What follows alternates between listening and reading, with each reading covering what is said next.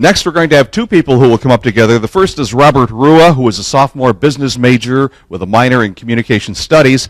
He grew up in the inner city of Buffalo. He works on campus as a resident assistant in the living facilities. And he came on this trip because he said he felt called to service. Since Memphis, he's done even more. He spent spring break working in post-Katrina projects in Mississippi.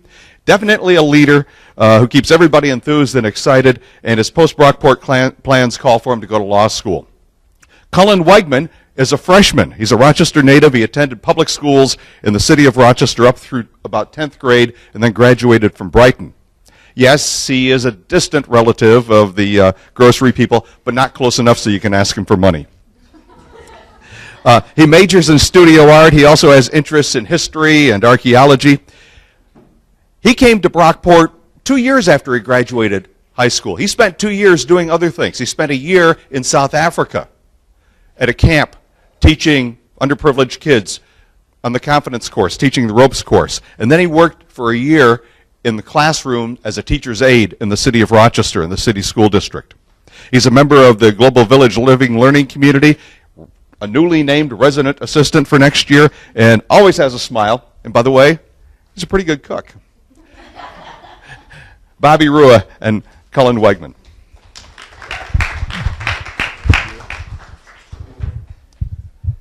You guys all saw Mike's video at the beginning of the presentation, but it doesn't really show you what we truly did.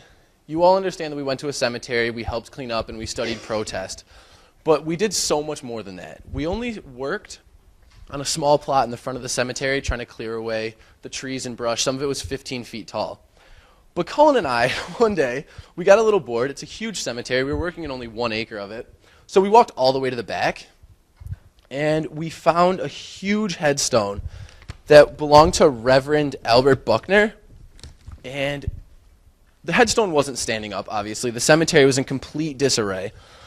And these are rubbings from the stone itself. He died in 1907. And when we saw the headstone, it was on the ground under a giant tree that had fallen on it. And seeing this headstone, it was huge, and it wasn't in the rich part of the cemetery. The front of the cemetery is called Founders Hill, and that's where all the well-known people of Memphis were buried. That's where the founder was buried. That's where the first African-American female doctor was buried. So having a grave of this size, he must have been something to the community. So after 15 minutes, we finally pushed this giant log off of the headstone, and we stood it up, and it was a couple 100 pounds. It was about a 4-foot stone. There was a really big base on the bottom. But so we flipped it over, and it was Reverend Buckner, and nobody knew who it was. So Saturday night, everyone went to Beale Street to nobody went and drank on Beale Street. Everyone just went and hung out on Beale Street. But Katie, Amy, and Dave took everyone to see the community of Memphis. And Cullen and I sat in our rooms on our laptops for hours researching Reverend Buckner. And then Sunday afternoon was our free time. You could do whatever you wanted in Memphis. Some people went to Graceland to see Elvis's home. Some people went and saw different landmarks around the city. And we went to Rhodes College and researched more about Albert Buckner. And that's the kind of things that it doesn't hit you, the gravity of it, until you're actually there.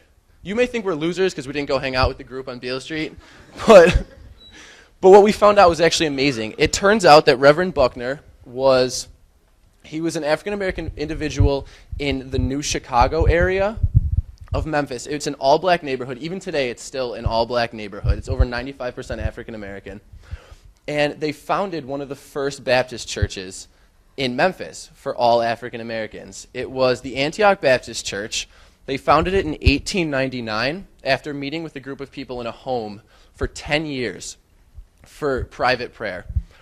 So in founding this church, he did the Memphis community an incredible service, because this was post-slavery, post-Civil War, and African Americans still weren't treated well in the South. When we were looking for information on Buckner, we couldn't find anything. They didn't have the internet back then. We couldn't find his Facebook page or anything. So we started looking through Memphis records, and we looked through the death records. We called the undertaker, who actually prepared Buckner after his death.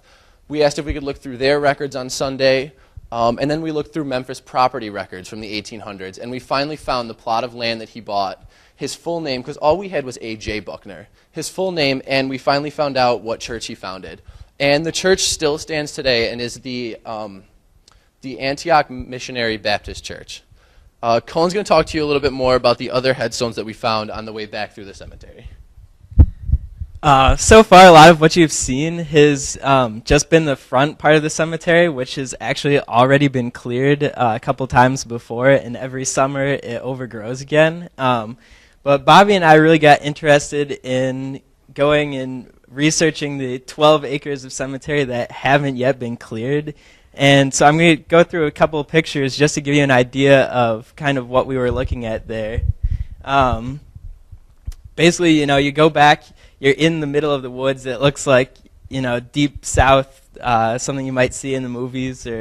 But, you'd be standing there, and all you see are trees around. And then next thing you know, there's a tombstone, and it might be 20 feet away from you, or you might already be standing on top of one that's been knocked over.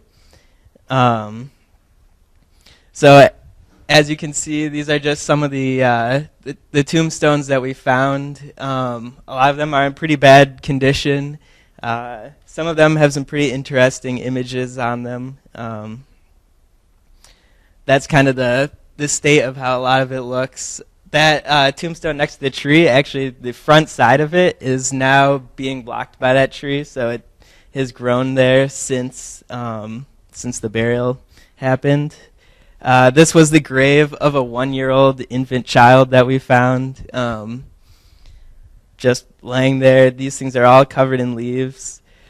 This wasn't the Buckner grave. It was actually a similar grave that we found, also of a reverend of a church, and the writing on it has actually all been eroded away. It was completely illegible when we took this picture. We did take a grave rubbing, and later on I was actually able to get a little bit of what the writing says on it. This is the base of the Buckner grave, which is just completely smashed by tree growth.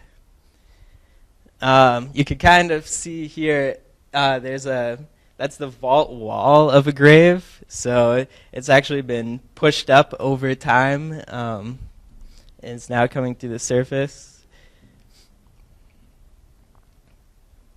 Again, just kind of the tombstones that they appear out of nowhere, it seems.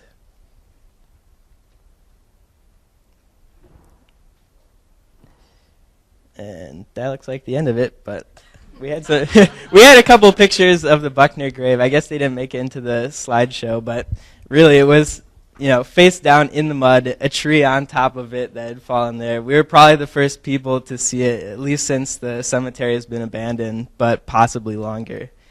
So that's it. Thank you, Bobby and Cullen.